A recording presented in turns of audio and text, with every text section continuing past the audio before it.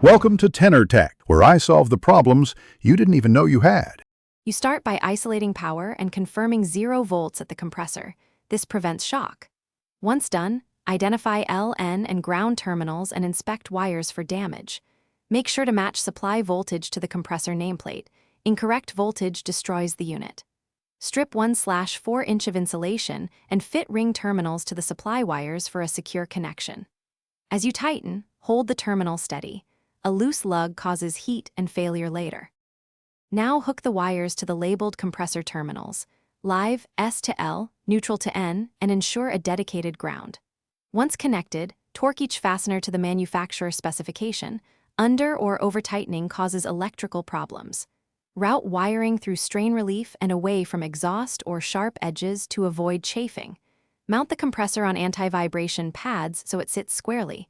This prevents undue stress on connections. After mounting, double-check all. When everything is secured, restore power and observe the compressor during its start cycle. You should hear a short engagement, then a steady hum. Measure running amps and compare to the nameplate. Higher current signals mechanical or electrical issues. Make sure the shell stays moderately warm, not hot, and there's no burning smell.